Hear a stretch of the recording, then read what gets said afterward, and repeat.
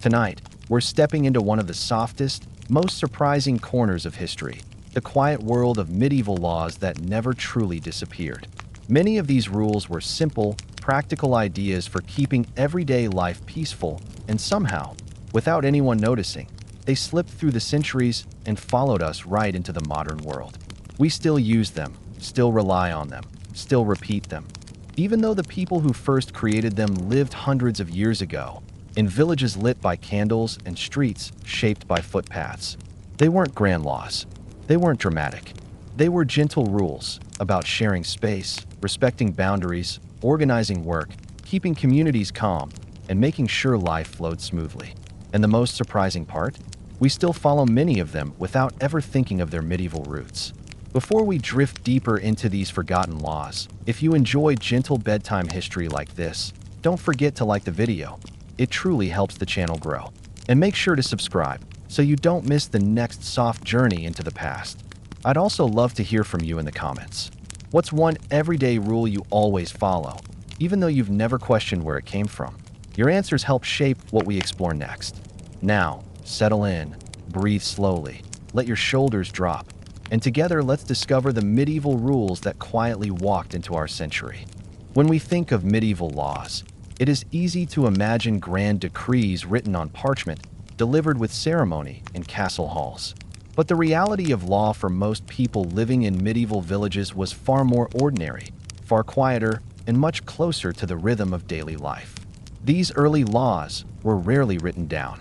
They weren't pronounced loudly. Instead, they were whispered through routines, shaped by necessity, and agreed upon without formality. They weren't designed to control people. They were created to help life flow smoothly in small communities where everyone depended on one another. And somehow, through centuries of change, many of these simple rules survived. They slipped unnoticed from one generation to the next, until eventually they reached us, transformed, renamed, modernized, but still alive in spirit. Understanding how these rules were born helps us understand why so many of our quiet, everyday habits feel natural, comforting, and universal. In most medieval villages, life was built around a few modest principles: fairness, orderliness, mutual respect, and the idea that each person's routine should fit harmoniously into everyone else's. These principles were not moral slogans or philosophical arguments. They emerged from the simple need to live together in small spaces without conflict. And because they worked, people continued practicing them, day after day, year after year, until repetition turned into custom, and custom turned into law. One of the earliest forms of what we now consider law was the idea of shared space. Medieval villagers understood instinctively that a narrow lane, a common yard, or a small footpath belonged to everyone. No one had the right to block it, dominate it, or misuse it. People walked on these paths gently, stepped aside when someone approached, and kept shared areas clear of clutter. They didn't think of this as a legal rule. It was simply a way to preserve peace. Today, we call this concept common space etiquette, holding doors, yielding on sidewalks, keeping hallways clear.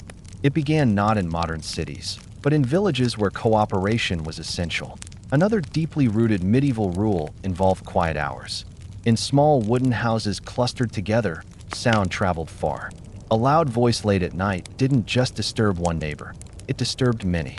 So people naturally lowered their voices after dusk and avoided noisy tasks during the darkest hours. Over time, this habit became an unspoken rule: nights belonged to rest. Today, nearly every region in the world has some version of quiet hours, even though few realize that this courtesy took shape centuries ago, out of simple necessity. One of the most surprising medieval laws that still echoes in our daily routines is the rule of standing in informal order. At the village mill, at the communal oven, or near the water spring, people waited their turn. They didn't line up strictly as we do today, but they honored sequence. Whoever arrived first generally went first. If someone left their place briefly, others allowed them to return. Disrupting this rhythm brought frowns or soft reminders. Today, we queue at shops, bus stops, and offices, a behavior so ingrained that we rarely question where it came from. Yet its roots lie in medieval cooperation at shared resources. Another gentle rule that emerged early was mutual assistance. If a neighbor struggled with a basket, a heavy door, or an awkward load of firewood, The nearest person helped automatically. This wasn't charity, it was practical. Each act of help made the entire village stronger, so the behavior became expected. Today, many societies still carry this instinct, holding something steady for a stranger, giving directions, offering small assistance in everyday situations. The modern world didn't invent kindness, it inherited it. One of the most influential medieval laws came from something even quieter: respecting boundaries. Not property boundaries drawn on maps, but invisible personal boundaries. People didn't walk too close to someone's doorway unless invited. They didn't enter a neighbor's yard without a reason. They didn't linger in someone's personal cooking or working space. This sense of "this is yours" and "this is mine" laid the foundation for modern ideas of personal space, privacy, and respectful distance. And even now, when we stand a certain way in elevators, or avoid intruding on someone's desk, or give others room on benches, we're repeating medieval habits without realizing it. Another unspoken medieval rule that survived into our century is the concept of fair contribution. In many villages, tasks were shared: repairing bridges, maintaining wells where they existed, clearing pathways after storms. Each family contributed what they could, not through obligation, but through shared responsibility. This tradition shaped modern ideas of community service, homeowner associations, and even simple household chores within families. The idea that everyone helps a little was a medieval survival strategy that became a modern social expectation. A particularly interesting medieval rule involved keeping records through memory. With little literacy and few written documents, villagers relied on oral agreements and the community's collective memory. Everyone remembered who borrowed tools, who promised help, who tended which field. Because memory was the foundation of trust, breaking an agreement became an extremely rare act, one that quietly damaged a family's reputation. Today, we echo this principle in small ways, returning what we borrow, honoring informal promises, remembering important obligations even when nothing is written. Another medieval rule that feels surprisingly familiar is the idea of reasonable hours for knocking, visiting, or asking for help. People didn't approach neighbors during meal times, during late-night hours, or at moments clearly reserved for rest. They waited for morning or early evening, understanding the quiet patterns of each household. Today, we follow a similar rhythm. We avoid calling people late at night, hesitate before messaging early in the morning, and respect social times without being taught to, because these rhythms were shaped long ago. The medieval sense of order also extended to market behavior. Villagers learned early on how to examine goods politely, avoid blocking tables, give sellers space to work, and handle items with care. These customs became the foundations of modern shopping etiquette: standing aside for others, not interrupting staff, handling items respectfully. Markets were social environments where gentle behavior kept everything running smoothly. One of the most enduring medieval laws, which still shapes our everyday life, is the rule of quiet cooperation during shared tasks. Whether people were grinding grain at the mill or baking bread in a communal oven, they worked near others without tension. They gave each other space. They waited silently when necessary. They didn't rush or demand. This deeply patient approach to shared tasks can still be seen in modern offices, kitchens, workshops, and queues at public services. We unconsciously continue working, in turn, maintaining flow, respecting sequence, behaviors developed in medieval communal spaces. Even the modern idea of lost and found has medieval roots. In villages, if someone dropped an item on a path or misplaced something near a field, whoever found it placed it somewhere visible, on a fence post, a stone, or near the village entrance, trusting that the owner would return. The community believed in restoring possession rather than taking it. Today, we return wallets, hand in lost items, or place found belongings somewhere visible. This quiet honesty comes directly from medieval tradition.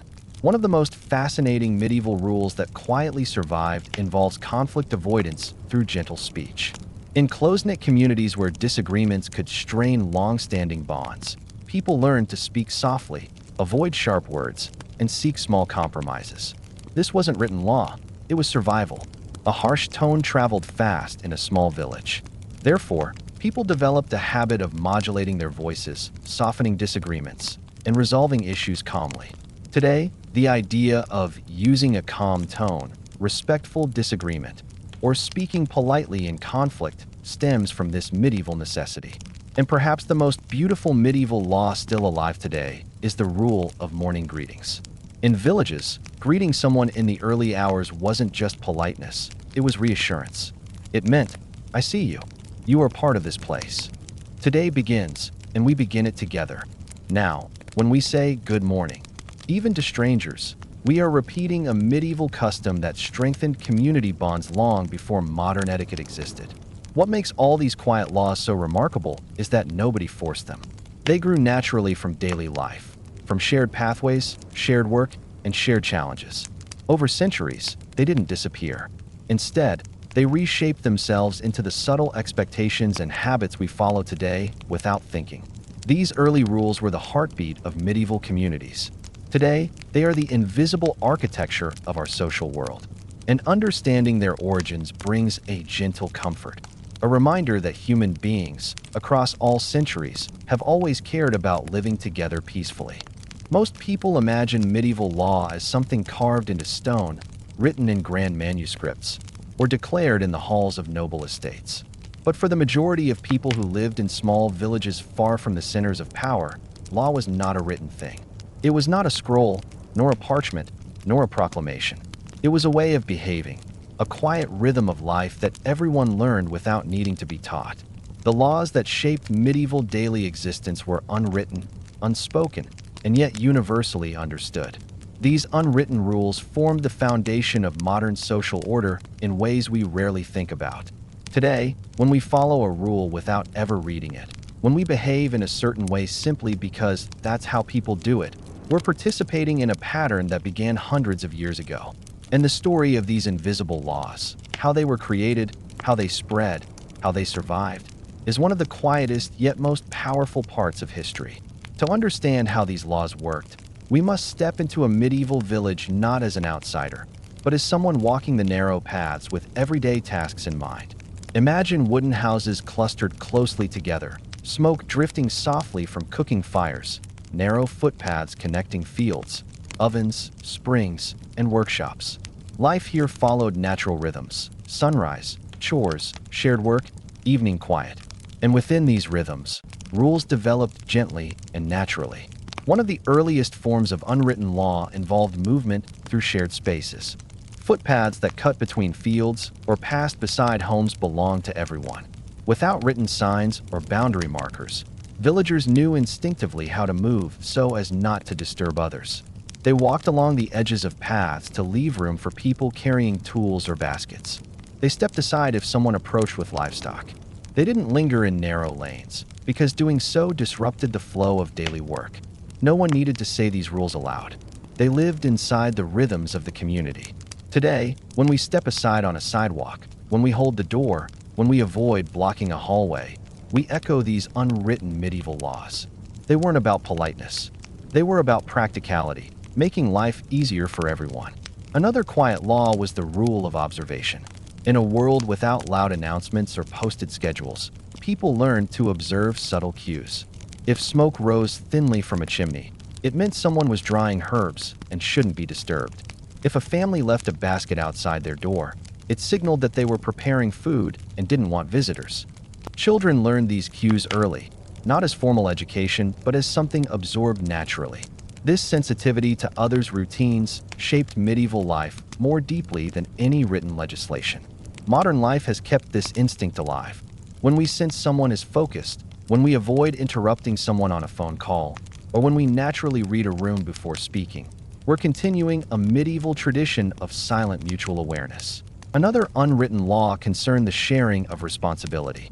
In villages without official roles or appointed supervisors, everyone quietly took part in maintaining the community.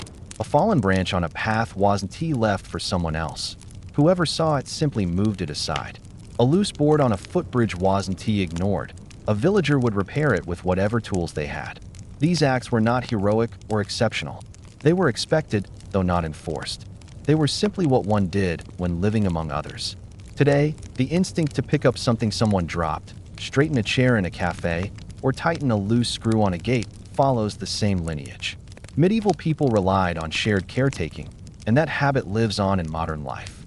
One of the most persistent medieval laws still seen today is the rule of calmness in shared environments.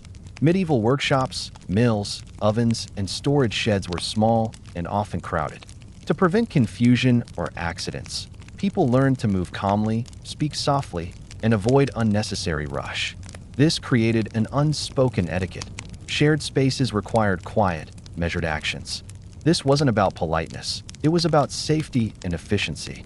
The quiet tone we adopt in libraries, offices, hospitals, and waiting rooms, that instinct to lower our voice in certain spaces, grows from these medieval habits. Not written law, just shared understanding. Another significant unwritten rule involved fair order in public tasks. At the mill, people waited their turn to grind grain. At the communal oven, they placed their bread in the order they arrived. At springs, they took water according to a silent cue. No one shouted or argued. Order was maintained through mutual memory. If someone arrived earlier, they went earlier. If someone left briefly, their place remained. Breaking this unspoken rule was deeply frowned upon, not because it broke a written law, but because it broke trust. When we stand in modern lines without needing reminders, at shops, at transport, at events, we reenact a medieval system that relied entirely on fairness and memory. Another subtle medieval rule involved respect for working rhythms. If someone was weaving, grinding, repairing, or preparing food, others didn't disrupt them unless necessary. Visiting someone at the wrong moment was seen as inconsiderate. People naturally scheduled their interactions around shared routines. This respectful timing, flexible yet widely understood, influenced modern expectations around productivity. When we hesitate before sending a message early in the morning or late at night, when we avoid interrupting someone working with tools, we follow the same ancient instinct. One of the most revealing medieval behaviors was the gentle correction of mistakes. When someone broke an unwritten rule, blocking a path, speaking too loudly at dusk, cutting ahead at the mill, they were corrected softly, with a brief reminder or a calm gesture. These corrections weren't confrontational. They weren't punishments. They were part of the flow of communal life. People understood that harmony required occasional reminders. Today, when we say, "Excuse me," gesture politely, or gently point out that someone skipped a line, we are continuing this tradition of soft guidance rather than strict enforcement. Perhaps one of the most significant medieval rules that survived into our century is the notion of personal responsibility for the atmosphere of a place. In medieval villages, the mood of a gathering, a path, or a workshop depended on everyone. If someone spoke harshly, they dimmed the atmosphere for all. If someone cooperated quietly, they lightened it. People understood that emotional steadiness was not an individual trait, it was a communal asset. This idea echoes in modern practices: maintaining calm at work, keeping peace in group settings, avoiding disruptive behavior in public. These are not just manners, they are the continuation of medieval emotional responsibility. Another deeply rooted medieval rule is the care of shared tools. In a village, tools were limited and precious. People returned borrowed items promptly and in good condition. They didn't misuse or waste communal equipment. They cleaned a pot before returning it, sharpened a blade they had borrowed, or replaced a handle they had broken. This wasn't generosity, it was respect for the fabric of daily life. Today, when we return borrowed items, refill the tank of a borrowed vehicle, or replace something we accidentally damaged, we're following a medieval expectation that tools must circulate responsibly. Another fascinating medieval custom that survives today involves de-escalation. In small communities, anger spread quickly and damaged relationships that people depended on. So villagers learned to soften their tone, to pause before reacting, to choose gentler words. Even in disagreements, they used controlled voices. This wasn't a philosophical choice, it was survival. And today, when we use phrases like, "Let's calm down," "Let's talk this through," or "There's no need to raise your voice," we unconsciously echo these medieval strategies for keeping peace. One of the most beautiful unwritten laws concerned help without recognition. Medieval people didn't expect praise for small acts. Helping patch a neighbor's roof, carrying water for someone ill, or guiding animals back were seen as natural responsibilities. People offered help quietly, without announcements or reward. This mindset shaped modern ideas of community volunteerism, subtle kindness, and the instinct to participate without expecting credit. Even modern expectations about holding oneself with modesty in public can be traced back to these medieval patterns. Villagers moved in ways that avoided unnecessary attention. They didn't speak overly loudly or dominate spaces. These behaviors ensured harmony in cramped environments. Today, when people feel discomfort with drawing unnecessary attention, when they lower their voice in public or keep their gestures controlled, they reflect these medieval norms. What becomes clear the more we explore these unwritten medieval laws is that they were not imposed. They evolved naturally from the rhythms of communal life. And because they worked so well, they survived. These laws weren't written on paper. They were written in habits, in footsteps along narrow paths, in the sound of lowered voices at dusk, in the rhythm of waiting one's turn, in the quiet instinct to help others. And as centuries unfolded, these habits traveled forward, passing through generations silently, until they became part of the modern world's unnoticed foundation. Today, we live surrounded by rules that feel instinctive, natural, and universal. But they are echoes, calm, ancient echoes, of those early medieval communities. Invisible laws, carried not by parchment, but by people. If you step quietly into a medieval village, not the world of kings and courts, but the simple wooden-roofed world where families lived side by side, you won't find anything that looks like a modern government. There are no written charters hanging on walls, no elected committees, no formal meetings with chairs arranged in orderly rows. And yet, decisions must be made every day. When to plant crops, how to repair a damaged path, how to share grazing fields during a dry season, and which tasks require collective effort.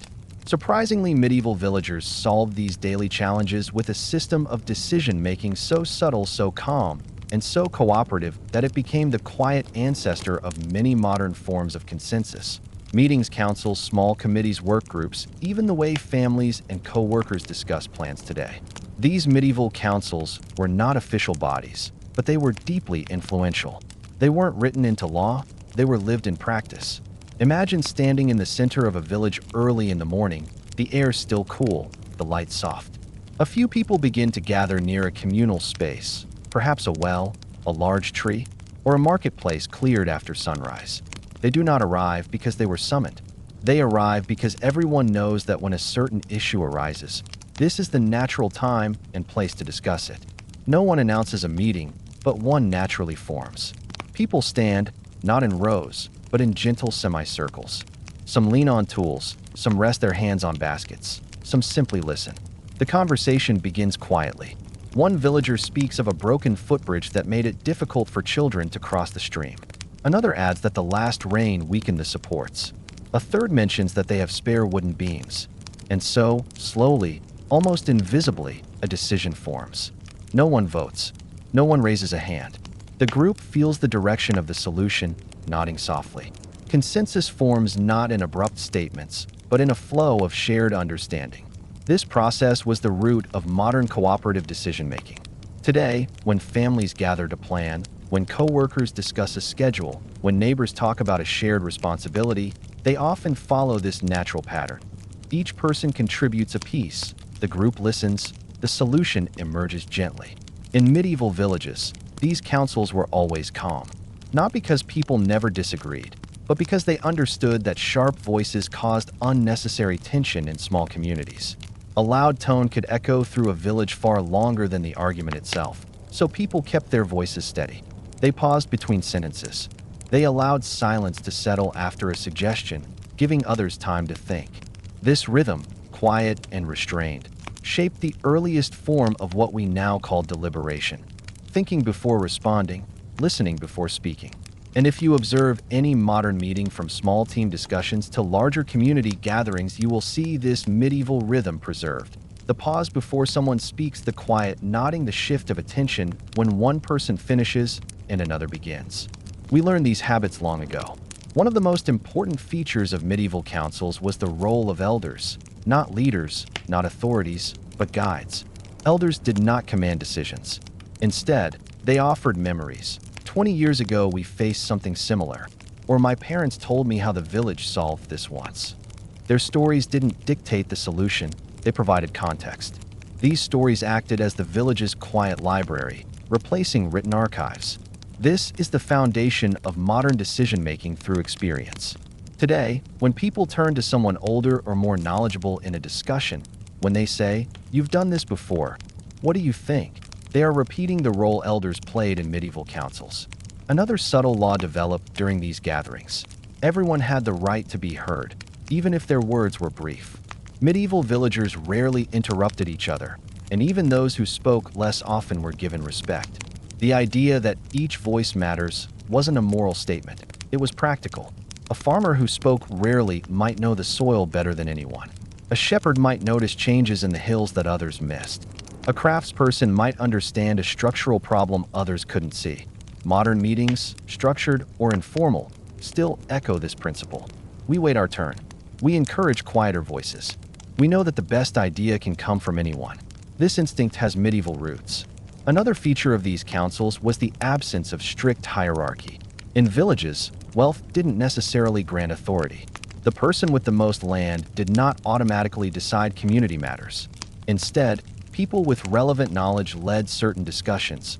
The miller spoke about grain, the carpenter about structures, the shepherd about grazing. Leadership flowed naturally based on who understood the problem best. This flexible structure became the ancestor of modern task-based roles, where different people lead different conversations depending on expertise. Even the modern idea of work groups or project teams reflects this medieval pattern. People gather, discuss a single issue, distribute responsibilities, and then quietly disperse to complete the task. Another essential component of medieval decision-making was slow pacing. Villagers rarely rushed. They understood that a decision reached too quickly might overlook an important detail. So they paused. They let ideas settle. Sometimes a council ended without a conclusion, not due to disagreement, but because the group felt it needed more thought. They returned to the issue the next morning with fresher minds and calmer hearts. This is the origin of what we now call sleeping on it. It wasn't a saying. It was a practice. Modern life still respects this. When a group delays a decision until the next day, when a family waits overnight before choosing something significant, they follow the medieval principle that clarity grows through rest. Another quiet medieval law that influenced modern meetings was the role of observation during discussion.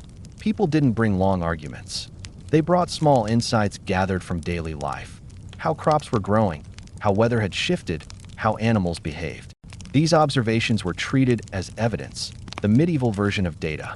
And because villagers trusted each other's experiences, decisions felt grounded. Modern meetings use numbers, reports, and collected information, but the idea is the same. Decisions rely on shared observations carefully considered. What is even more interesting is how medieval councils handled disagreement. They didn't push for immediate resolution. They didn't silence differing views.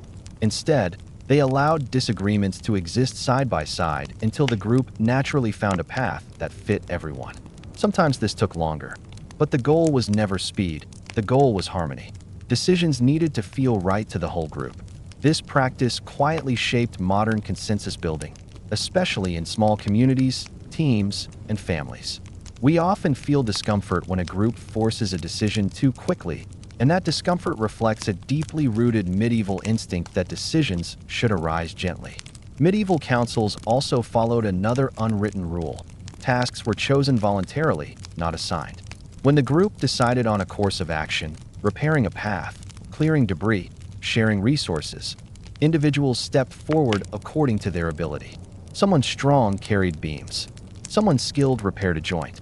Someone with time cared for children while others worked. This natural division of labor was efficient and harmonious. Today, volunteerism still carries this quiet medieval spirit. When people raise a hand to take on a task, when they step forward without being asked, they echo the same rhythm that guided medieval villages. One of the most beautiful aspects of medieval councils was their physical simplicity. People gathered in open spaces, under trees, near springs, beside ovens, places where they already worked and walked. There was no separation between daily life and decision-making. The same place where someone tied their sandal or repaired a basket might also be where a group decided how to prepare for seasonal changes. This seamless blending of work and discussion shaped the modern idea of informal meetings, hallway conversations, or sitting together at a table to settle something. Decision-making doesn't always require formality. Sometimes it simply needs presence. Even the modern practice of summaries has medieval origins. At the end of a council, an elder or a respected villager would quietly repeat the decisions made. Who would fetch materials? Who would begin repairs? When the task would start. This ensured everyone understood the plan. It wasn't an official announcement. It was a gentle reaffirmation. When modern meetings end with someone saying, "So to recap," or "Let's summarize what we agreed on," they follow a medieval convention that helped communities move forward clearly. Perhaps the most profound aspect of medieval councils was the idea that a decision wasn't truly made unless the community felt at ease with it. Practical solutions mattered, but emotional comfort mattered as well. Villagers didn't want decisions that created quiet resentment or tension, so they waited until the group felt settled. Today, we feel a similar sense of closure when a group reaches a decision that feels right. It's not about logic alone, it's about shared comfort. And all of this, the rhythm, the calmness, the shared responsibility, became the foundation of modern collective decision-making. Medieval councils may seem simple, but they shaped how humans collaborate today. They taught us to listen, to pause, to contribute gently, to lean on experience, to trust voluntary effort, to wait for the whole group to feel aligned. In every meeting we attend, every household discussion, every quiet planning session among friends, these ancient instincts continue to guide us. Medieval councils were never written into law, but they live on, not in documents, but in us. To understand how many of the modern world's everyday rules formed, we must return again to the quiet lanes of medieval villages, places where the rhythm of life moved simply and steadily, shaped not by written codes, but by daily repetition, shared responsibility, and a gentle respect for structure. The laws we now call routines, schedules, etiquette, and orderliness did not appear suddenly in recent centuries. They grew slowly out of medieval habits that helped small communities live together peacefully and efficiently.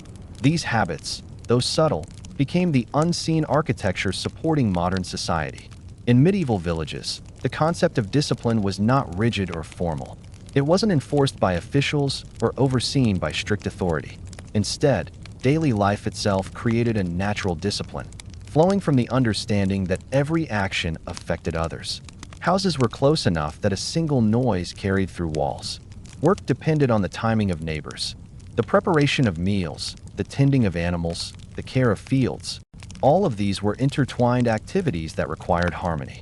Out of this interdependence emerged a kind of quiet discipline, a shared sense of what ought to be done, when it should be done, and how it should be done to avoid disrupting others. One of the earliest examples of this communal discipline was the morning rhythm. Medieval villages awakened slowly but purposefully. Families rose with the first hint of light, not because a clock demanded it, but because the natural environment called for it. Water needed gathering before the heat intensified. Animals needed attention while the ground was cool. Work began early to ensure calm progress through the day. This routine was not just personal, it was communal. If one household delayed too long in the morning, it might interrupt a sequence of shared tasks, waiting for the oven, collecting from the mill, or joining others in the fields. This synchronized morning routine became the quiet ancestor of modern schedules. Today, the world wakes in staggered motions, alarms, morning commutes, school times. But beneath these structured systems lies the same medieval instinct. Start the day calmly, purposefully, in harmony with others. Another early form of discipline was maintenance responsibility. Medieval people understood that life depended on the consistent care of tools, spaces, and shared resources. A community oven needed sweeping after each use. Footpaths needed clearing. Water containers needed regular cleaning. Everyone knew their part, not because of enforcement, but because neglect caused inconvenience for all. This sense of responsibility shaped modern expectations for maintaining shared spaces, offices, kitchens, public areas, and communal tools. The instinct to leave a place cleaner than we found it, to wipe down a table, to restore an item to its rightful place. This instinct is medieval. One of the softest yet most enduring forms of medieval discipline involved the rhythm of household order. A medieval home was not large, and clutter made movement difficult. Because many tasks, cooking, weaving, repairing, happened in the same small spaces, people learned to organize their belongings with care. They placed tools where they could find them easily, folded cloth to prevent waste, and arranged items according to their use. This orderliness was not about aesthetics. It was about practicality. Losing a single tool meant losing valuable time in a daily routine that depended on smoothness. Today's ideas of home organization, minimal clutter, and a place for everything carry the echoes of these early habits. The desire for a tidy workspace, a clean countertop, or an organized shelf is rooted in medieval practicality, not modern preference. Medieval life also required task sequencing, a gentle version of what we now call time management. Certain tasks had to follow others. Grain needed to dry before grinding. Bread dough needed time to rise before baking. Wool needed carding before spinning. People learned to arrange their day around natural sequences, letting one task prepare the way for the next. This sequencing became an unspoken discipline that made productive life possible.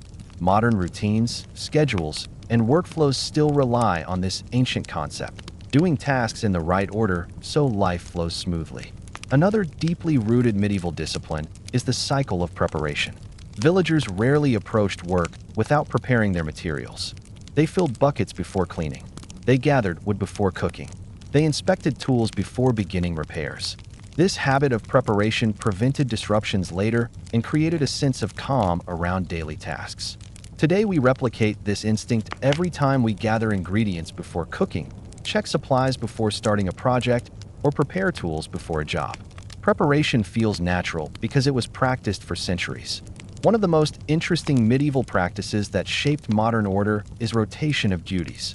Although there were no formal job titles in small villages, certain tasks rotated among households, tending the communal fire, overseeing the oven schedule, helping maintain the mill path, monitoring seasonal changes in the fields. These rotations prevented any one family from bearing too much burden and strengthened the sense of fairness. Today, rotating schedules in workplaces, shared duties at home, turn-taking in group projects, all reflect this medieval system of collective balance. Medieval people also practiced quiet accountability. If someone promised to complete a task, others trusted that they would do it. If they did not, gentle reminders followed. Not harsh criticism, not formal penalties, just a calm acknowledgement that something had been overlooked. The expectation of fulfilling commitments shaped medieval reliability. Today, when someone apologizes for a delayed message, acknowledges a missed task, or recommits to finishing something, they echo the quiet accountability that held medieval communities together. Another crucial form of discipline that emerged was respect for the day's natural pauses. Medieval life didn't push relentlessly from dawn to dusk. It flowed through small breaks, moments to let bread rise, to cool after work, to listen to the sounds of the land, to observe weather changes. These pauses weren't distractions, they were essential. They preserved energy and helped people gather their thoughts. Modern breaks, rest periods, afternoon pauses, and even the instinct to step outside for fresh air carry the legacy of these medieval rhythms of rest. One of the most beautiful medieval disciplines that still influences modern behavior is keeping workspaces quiet and steady. Whether in weaving sheds, mills, or workshops, medieval villagers avoided sudden interruptions.